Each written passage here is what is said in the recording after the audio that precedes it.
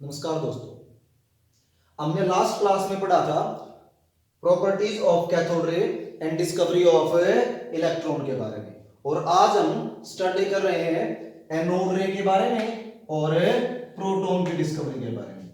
इस लेक्चर को समझने के लिए थोड़ा सा आपने पहले वाला जो लेक्चर है कैथोड रे वाला वो एक बार देखना जरूरी है, तो उससे पहले आप जरूर देख लें, उसके बाद में। तो देखो क्या है, जब इलेक्ट्रॉन की डिस्कवरी जे थॉमसन ने इलेक्ट्रॉन की डिस्कवरी की, एक्सपेरिमेंट जो था कैथोड रे एक्सपेरिमेंट में कैथोड रे की स्टडी करके, अब उसके बाद प्रोटॉन की डिस्कवरी की गोल्डस्टीन की। और प्रोटॉन की डिस्कवरी के लिए जो एक्सपेरिमेंट किया गया गोल्डस्टीन के द्वारा उसका नाम था एनोड रे एक्सपेरिमेंट। और एनोड रे एक्सपेरिमेंट की स्टडी करके, एनोड रे की स्टडी करके उसी के अंदर प्रोटॉन की डिस्कवरी की गोल्डस्टीन।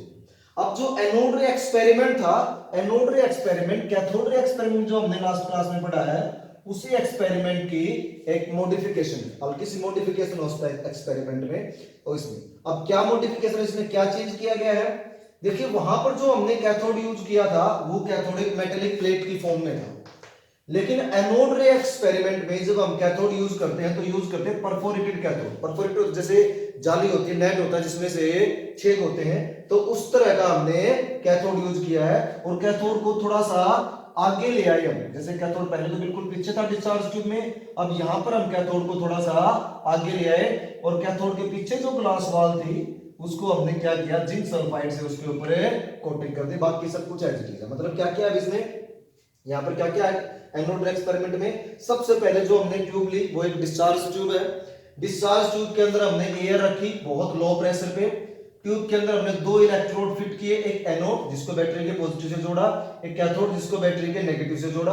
कैथोड को हमने परफोरेटेड रखा, थोड़ा सा आगे की तरफ रखा, और उसके पीछे जो वॉल है उसको हमने जिंक सल्फाइड से कोटिंग कर दी उसकी। अब हम जैसे यहां पर स्विच ऑन करते हैं बहुत ज्यादा पोटेंशियल डिफरेंस अप्लाई करके, तो हम देखते हैं इस एक्सपेरिमेंट में, जैसे हमने कैथोड रे एक्सपेरिमेंट में एनोड की तरफ ग्रीन फ्लोरोसेंस दिखाई दिया था, लेकिन अब एनोड रे एक्सपेरिमेंट में इस मॉडिफिकेशन के बाद हमें क्या दिखाई देता है, हमें ग्रीन लाइट, ग्रीन शाइनिंग या फ्लोरोसेंस बोल सकते हैं, वो दिखाई देती है हमें कैथोड की तरफ। अब ये कैसे होता है कि इस एक्सपेरिमेंट में एनोड की तरफ से कुछ इनविजिबल रेडिएशंस आती हैं। ये इनविजिबल रेडिएशंस कहां से गुजरती हैं, क्योंकि जो कैथोड था वो परफोरेटेड था, तो कैथोड को क्रॉस कर जाती हैं इन पोर्ट्स के द्वारा। तो जब वो कैथोड को क्रॉस करती हैं तो वो जाके कहां टकराती हैं, जिंक सल्फाइड स्क्रीन पर। और जब वो जिंक सल्फाइड स्क्रीन पर टकराती हैं तो उनके टकराने से क्या बनता है, ग्रीन फ्लोरोसेंस। ये है एक्सपेरिमेंट। उसके बाद आता है कि भी एनोड रे की स्टडी। एनोड रे जो है उनकी क्या क्या प्रॉपर्टीज थी एनोड रेज की। तो जैसे जब हमने देखा, सबसे पहली प्रॉपर्टी हम स्टडी करते हैं, प्रॉपर्टी बिल्कुल उसी की तरह है, यहां पर कोई ज्यादा डिफरेंस नहीं है। पहली प्रॉपर्टी कि जैसे कैथोड रे में था वैसे ही एनोड रे भी अपने रास्ते में रखे हुए लाइट पैडल को रोटेट कर देते हैं, जिससे प्रूव होता है कि एनोड रे भी किससे बनी हुई है, एनोड रे मटेरियल पार्टिकल से बनी हुई है, कि इनके अंदर भी पार्टिकल प्रेजेंट होता है। सेकंड पॉइंट क्या है कि जब इलेक्ट्रिक फील्ड अप्लाई करते हैं हम, तो इलेक्ट्रिक फील्ड अप्लाई करने के बाद एनोड रे बैंड होती है नेगेटिव टर्मिनल की तरफ। किस तरह बैंड होती है, नेगेटिव टर्मिनल की तरफ बैंड होती है। और एनोड रेज का नेगेटिव टर्मिनल की तरफ बैंड होना शो करता है कि एनोड रे के ऊपर कौन सा चार्ज है, पॉजिटिव चार्ज है। इसके अलावा अगर एनोड रे के रास्ते में हम कोई ऑब्जेक्ट रखते हैं तो उस ऑब्जेक्ट की क्या क्रिएट होती है, शैडो क्रिएट होती है। शैडो क्रिएट होने का मीनिंग क्या है कि वे एनोड रे किसके अंदर चल रही हैं, स्ट्रेट लाइन के अंदर चल रही है। अब जैसे मैंने ये जो तीनों प्रॉपर्टी बताई है एनोड रे की, ये तीनों प्रॉपर्टी कैथोड रे के साथ मिलती है। मैंने इनको कैथोड रे वाले में बड़ी अच्छे से एक्सप्लेन कर रखा है कि कौन सी प्रॉपर्टी से कैसे प्रूव हुआ, क्या प्रूव हुआ, क्या चीज। तो इसलिए एक बार एनोड रे को स्टडी करने से पहले आप कैथोड रे वाला वीडियो जरूर देखें। तो अब हम क्या पढ़ चुके हैं, हमने एनोड रे की डिस्कवरी, एनोड रे की प्रॉपर्टी के बारे में स्टडी कर लिया कि वे एनोड रे स्ट्रेट लाइन में मूव करती हैं, एनोड रे मटेरियल पार्टिकल से बनी हुई होती हैं, एनोड रे पे पॉजिटिव चार्ज होता है। ये प्रॉपर्टी तो कैथोड रे के साथ मैच होती है। लेकिन अब बात है हमारे लिए कि और क्या है।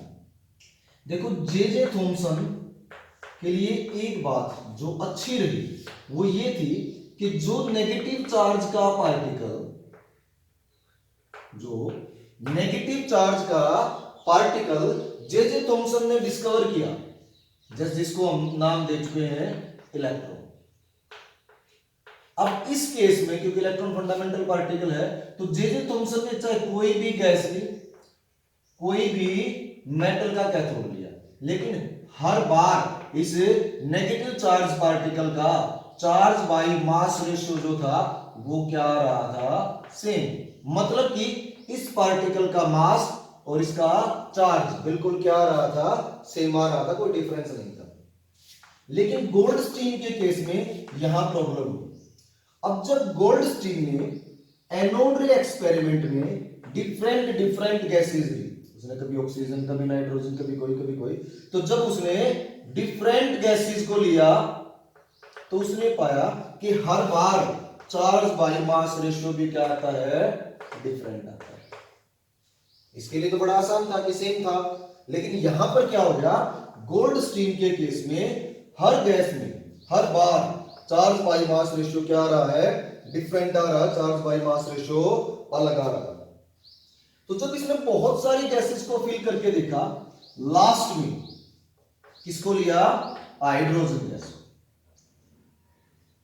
और जब इसने हाइड्रोजन के केस में चार्ज बाई मास रेशियो निकाला, तो वो चार्ज बाई मास रेशियो क्या आया, मिनिमम। हाइड्रोजन के केस में जो चार्ज बाई मास रेशियो इसको मिला, वो चार्ज बाई मास रेशियो क्या था, मिनिमम। और बाकी केसेस में जो चार्ज बाई मास रेशियो, आप बोल लीजिए कि जो पॉजिटिव चार्ज का पार्टिकल है उसका चार्ज और उसका मास, हाइड्रोजन के केस में जो पॉजिटिव चार्ज पार्टिकल था उसके चार्ज और मास का होल नंबर मल्टीपल था। जैसे सपोज करो कि हाइड्रोजन के केस में x आ गया, तो अब इसके केस में क्या आएगा, या तो 2x या 3x या 4x या 5x या 6x। यानी हाइड्रोजन के केस में जो वैल्यू आ रही थी उसका होल नंबर है मल्टीपल है।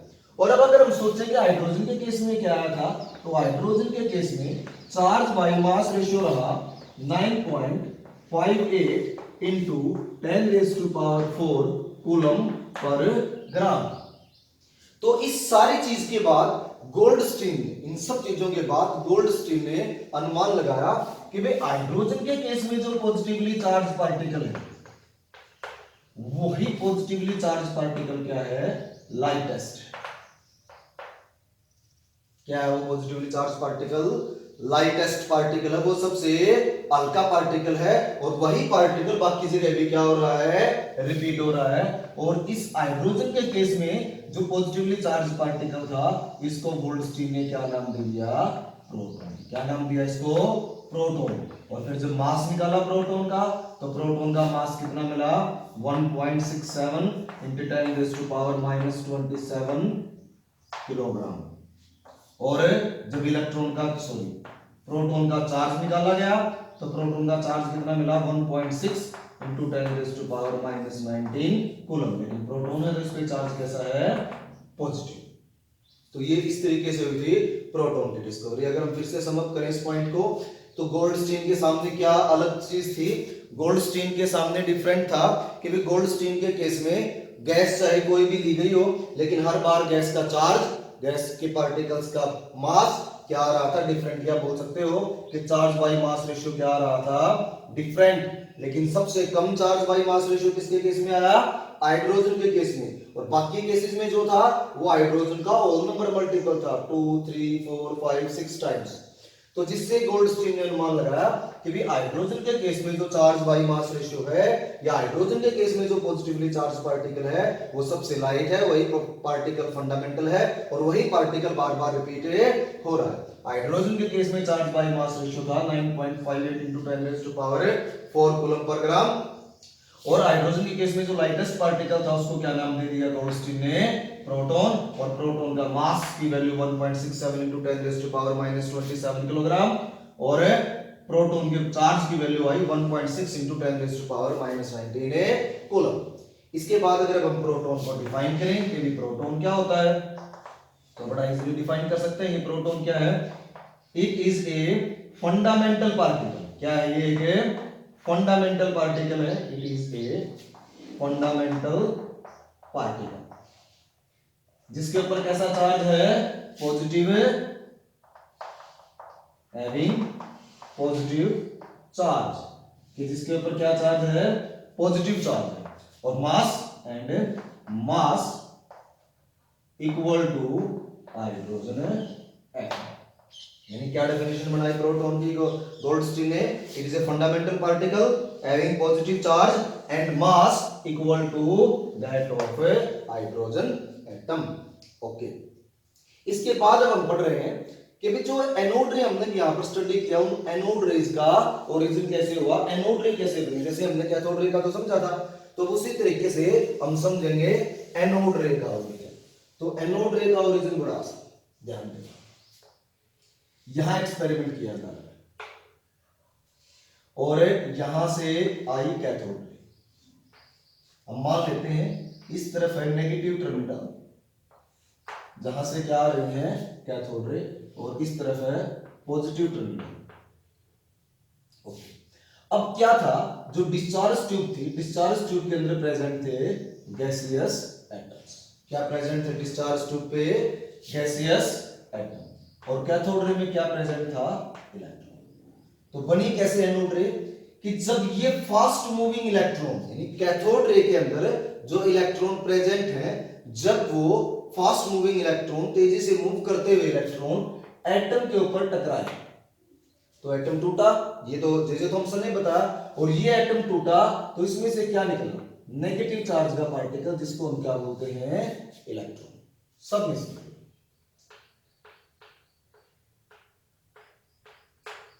अब एक बात ध्यान देने की है, atom as a whole is electrically neutral, कि एटम तो कंप्लीटली न्यूट्रल है, एटम के ऊपर तो कोई चार्ज है ही नहीं। और हमने क्या किया, एटम के ऊपर इलेक्ट्रॉन का बम्बार्डमेंट किया, इलेक्ट्रॉन इसके ऊपर टकराए, जिससे एटम टूटा, और उसमें से क्या निकला, एक नेगेटिव चार्ज पार्टिकल। तो एक बड़ी सिंपल सी बात है, अगर किसी न्यूट्रल पार्टिकल में से, किसी न्यूट्रल चीज में से मैं नेगेटिव चीज को बाहर निकालता हूं, मैंने न्यूट्रल में से नेगेटिव को बाहर निकाल दिया, तो वहां क्या बचेगा, पॉजिटिव।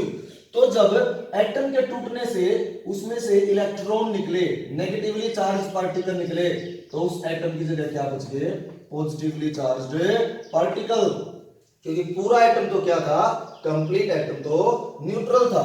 तो अब न्यूट्रल था, उसमें से नेगेटिव हमने निकाल दिया, तो क्या बच गया उसकी जगह, पॉजिटिव चार्ज पार्टिकल। और जब उसकी जगह पॉजिटिव चार्ज पार्टिकल बच गए, तो ये सारे के सारे पॉजिटिवली चार्ज पार्टिकल अब किस तरफ मूव करेंगे, नेगेटिव टर्मिनल की तरफ।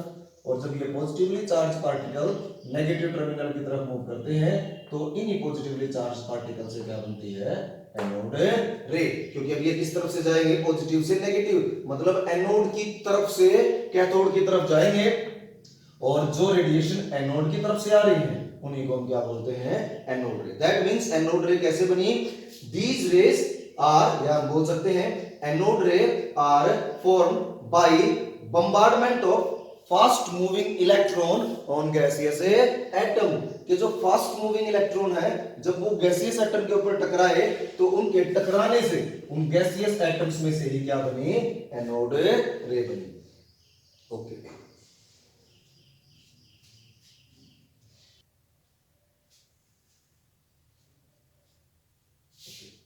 अब हम पढ़ेंगे डिस्कवरी ऑफ न्यूट्रॉन।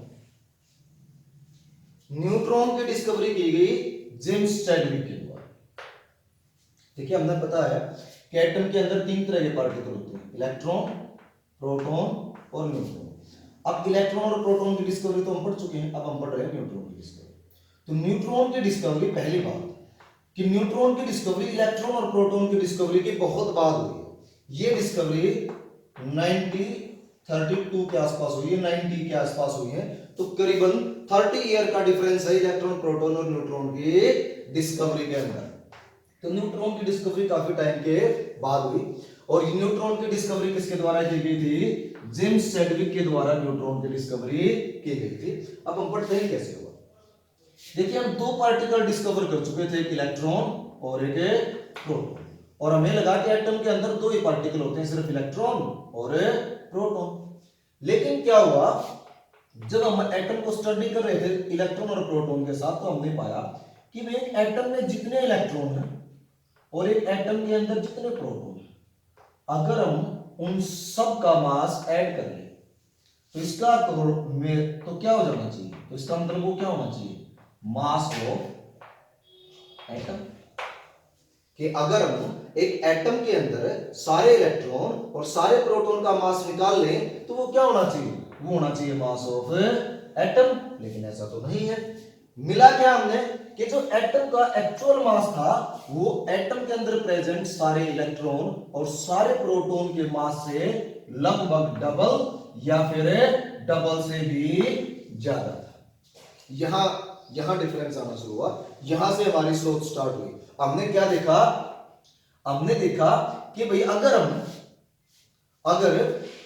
हम ये मान लें कि एटम में सिर्फ इलेक्ट्रॉन और प्रोटॉन है, कि सिर्फ इलेक्ट्रॉन प्रोटॉन, तो एटम का मास भी क्या होना चाहिए, इलेक्ट्रॉन और प्रोटॉन के मास के सम के बराबर होना चाहिए। लेकिन एक्चुअल में तो एटम का मास क्या था कि एटम के अंदर जितने भी इलेक्ट्रॉन प्रेजेंट थे, जितने भी प्रोटॉन प्रेजेंट थे, उन सब के मास के डबल या उससे भी ज्यादा था। तो यहां से हमारे मन में क्वेश्चन आया कि भाई एटम के अंदर जो कोई ना कोई थर्ड पार्टिकल प्रेजेंट है, जिसका वजह से एटम का मास इंक्रीज हो रहा है, एटम का मास बढ़ रहा है। तो इसने सजेशन दिया कि एटम के अंदर कोई और पार्टिकल भी प्रेजेंट हो सकता है, कोई और पार्टिकल भी होगा, पहला सजेशन। दूसरा आइडिया हमें कहां से आया, देखो हम जानते हैं इलेक्ट्रिकली एज ए होल तो न्यूट्रल। अब इलेक्ट्रॉन और प्रोटॉन के चार्ज के बेसिस पे हम देख चुके हैं कि जैसे इलेक्ट्रॉन है 10 इलेक्ट्रॉन 10 प्रोटॉन, दोनों का चार्ज क्या होता है, दोनों का चार्ज इक्वल एंड अपोजिट होता है। तो एज ए होल क्या बन गया, न्यूट्रल।